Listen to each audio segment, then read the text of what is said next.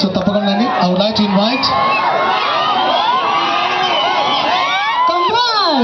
ఎప్పుడా ఎదురు చూస్తున్నా ఆ అందాల నటి యాక్ట్రెస్ రష్మి గౌతమ్ గారు మన కోసం ఇచ్చేశారు. ముందుగానే చెప్పాను 20 more than 27 మూవీస్ యాక్టర్స్,